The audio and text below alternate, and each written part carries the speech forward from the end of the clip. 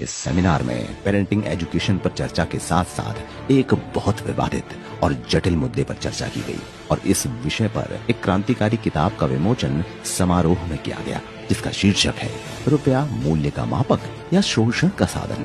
पुस्तक के लेखक हैं श्री घनश्याम वर्मा जी और सह लेखक डॉक्टर देवेंद्र बलहारा जी। रुपया मूल्य का मापक या शोषण का साधन आज जो लॉन्च की गई है, इसमें मुख्य रूप से रुपये के माध्यम से जो पूरे देश का शोषण किया जाता है उसमें इसको दर्शाया गया है। रुपया क्या है ये जनता को पता ही नहीं है। जैसे ये देखिए, ये चांदी का रुपया है, इसमें 92% शुद्धता है। ये चांदी का ही रुपया है, इसमें 50% की शुद्धता है। ये 1940 से 1945 का है। और ये वर्तमान का रुपया है। इस रुपये को अगर हम अभी बाजार में जाएंगे तो लगभग 50 किलो गेहूं मिल जाएगा। इस रुपया को लेके जाएंगे तो 25 किलो मिलेगा और इसको लेके जाएंगे तो 1 कप चाय भी नहीं मिलेगा। इस पे भी 1 रुपीस लिखा है, इस पर भी 1 रुपीस लिखा है और इस पर भी 1 रुपीस लिखा है। अब इसमें कौन असल रुपया है, कौन वैध रुपया है, कौन अवैध रुपया है, इसलिए हम रुपये की डिफिनीशन जानना चाहते हैं। और इसके बारे में हमने तमाम सरकार वगैरह से पूछा, लेकिन कोई भी संतोषजनक उत्तर नहीं दिया। उसका रिसर्च मैंने किया और रिसर्च के दौरान जो चीजें आई उसी को इस बुक के रूप में दे दिया गया है। हम अगर और उस रिसर्च के दौरान ये मालूम हुआ कि रुपये का कूटकरण करते करते उसके जितने चांदी या सोना थे वो सब खत्म कर दिए गए। उसमें क्रय शक्ति है ही नहीं। तो जब क्रय शक्ति नहीं है तो फिर रुपया कैसे?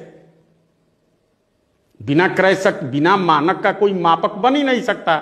जैसे 1000 ग्राम को 1 किलोग्राम कहा जाता है, 12 इंच को 1 फीट कहा जाता है। और इस 12 इंच में या 1000 ग्राम को ना घटाया जा सकता है ना बढ़ाया जा सकता है। कोई भी मापक का मानक स्थिरांक होता है, वैसे ही रुपये का भी मानक स्थिरांक होता है। और इन लोगों ने देश को लूटने के लिए, व्यक्ति को लूटने के लिए उसके मानक से छेड़छाड़ की गई और घटाते घटाते आज खत्म कर दिया गया।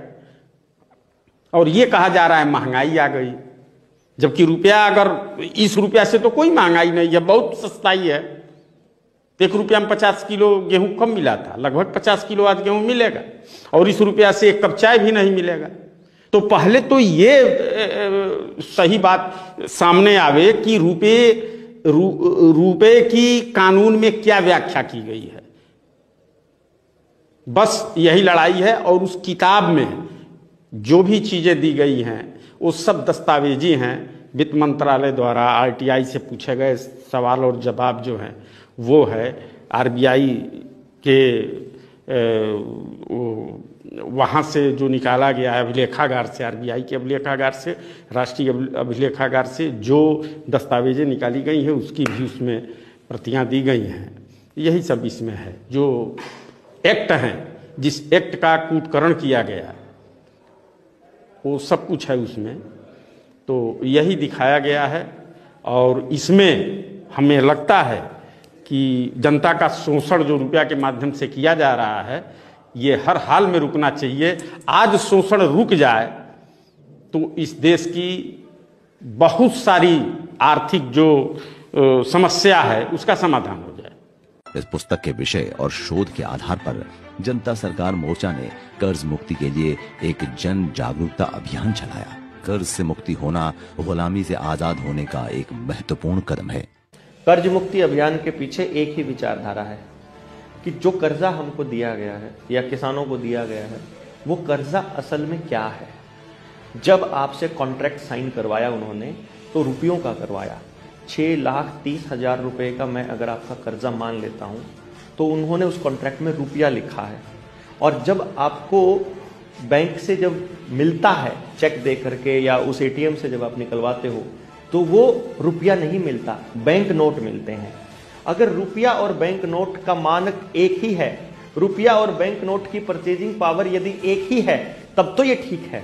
अगर उनकी परचेजिंग पावर एक नहीं है तो फिर ये बैंक लोन के नाम पर देश के साथ 6300 गुना की ठगी है।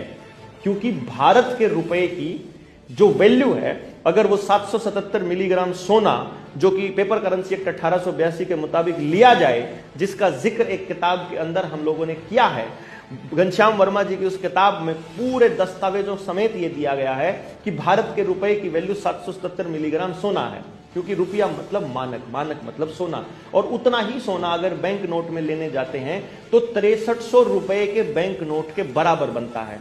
इसका अर्थ यह हुआ कि जब बैंक आपसे 6,30,000 रुपए का जब आपको नोट देता है तो असल में रुपयों के बराबर उनकी कीमत 100 रुपए बनती है मात्र।